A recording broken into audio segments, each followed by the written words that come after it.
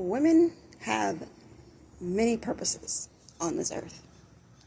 And one of those purposes is the honor to continue the human species by having the eggs for the men's semen to fertilize it, to carry the next human in our womb, and to birth them into this earth.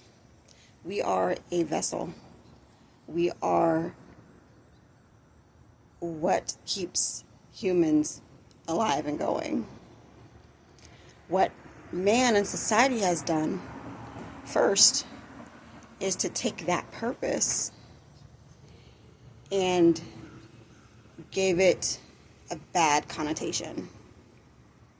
Makes it like, oh, that's all a woman does, needs to be stay at home. Oh, just stay barefoot and pregnant. Somebody tried to trigger me with that mindset, with that perception. But what they were in surprise for is that I love being barefoot and pregnant because I stay barefoot whether I'm pregnant or not. And I realized and learned that being pregnant means I am continuing on not only my bloodline, my husband's bloodline, but I'm also continuing the human species and giving the opportunity to give birth to a new life that can help change this earth and the world. I'm giving birth to the next life changers. And staying barefoot and pregnant, that's my choice. Other women may not be, when they're pregnant, like to keep their shoes on. It's up to them. But what that did is start changing the minds of women and other people, saying, hey, you're only good for this thing, for this purpose, for this reason. And what happens if somebody tells you you're only good for one thing, but you can't do something else? You're going to be like, what? I do whatever I want. Which helped start that movement of women wanting to get into the workforce more, wanted to do things other than stay at home and be wives and mothers.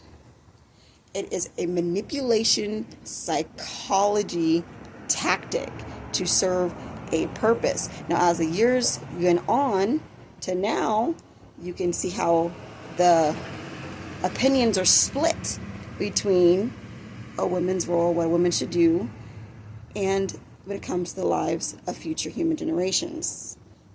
How babies unborn are treated these days. When this is a war tactic. We're in a war. And there's a verse that says in the Bible, okay, it is a war between a mindset of mindsets, of thoughts and opinions for few to get their outcome. Go back through history of many people who wanted to have more rule, more power and control. What was one of the first things, among the first things that they started to do or work towards? Population control. And how do you do that? By controlling the womb. But it's not just controlling the womb, because nobody can control the womb. The woman controls the womb. But what you can do is plant seeds of deception, of lies, of different opinions, and those who may be weak-minded or not free in their minds to the Most High in themselves will believe that, hey, this person is right, that must be true, so I'm going to follow and go that way. This battle over women, our role in life, who we are, our very being, our purpose, is because we are important. We are needed. Human women are important and needed, not just to continue the human race, but also we are the supporters. We are the power. We are the ones that motivate the men behind the scenes. We are the ones that nurture and teach the children and have effect on them. So in order for society to get what they really want, they had to attack us women. They had to mess with our mindset, mess with our role, mess with our purpose, try to give it up and give it away to something or somebody else, so we wouldn't stand true, stand strong, stand in unity of who we are, which is, hey, I'm a woman. God created me a woman. One of my purpose is to give birth to the next generation. One of my purpose is to help men, support men, my husband, or as a boyfriend, or other women, while still knowing we have the choice and freedom to also be business owners, to also want to choose not to have babies. You can still feel like, I don't want to be a mom. I don't want to have my own children, while still loving and accepting the role of being a woman and knowing that you have, and that's one of your purposes and roles. You can have and do, think and feel both. There are plenty of women who be like, yeah, I know my purpose is to be a woman, is to one day have children, but I'm good with that. Or I want to help somebody else's child. I want to help other children. But she still embraces her role as a woman and knows her purpose. It's all about freeing your mind. It's all about questioning and really paying attention to the agendas, to the tasks, to the actions of the people, of the system who is moving and controlling the scenery. And then ask yourself, why? And then ask yourself, why would somebody want to demonize a wonderful, beautiful purpose that is a choice to do and have, a choice to make,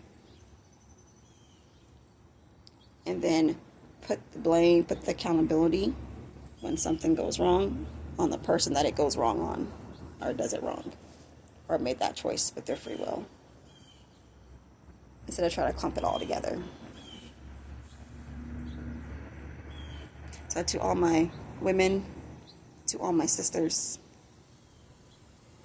you are a beautiful woman.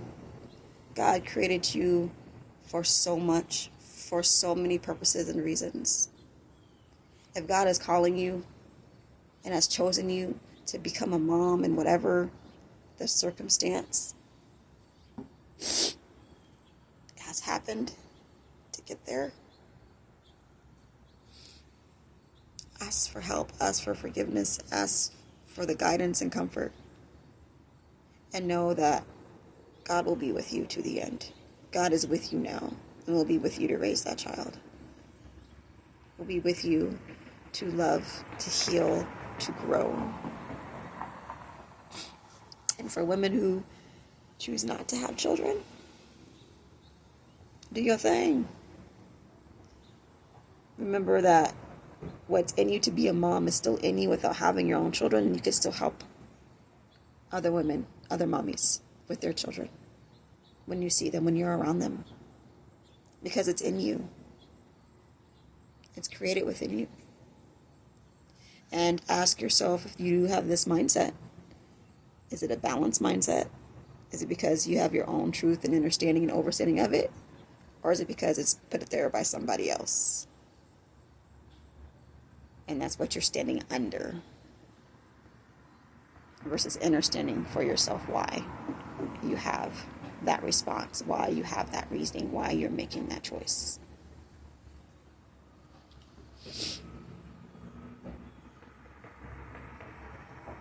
Women rule, women rock, women roar, women accept, embrace, and realize the power of you, the power of your womb, the power to give birth, the power of your mind, and most importantly, the power of God in you through your partnership with God. Until next time, continue to walk in your soul's purpose, to fulfill and complete your life's missions with the what? The gifts, the talents, and the powers you are born with. Yes! In everything I do, I am nourishing the connecting seeds in you. And always remember, there is peace in the life with God. Until next time, peace, ladies.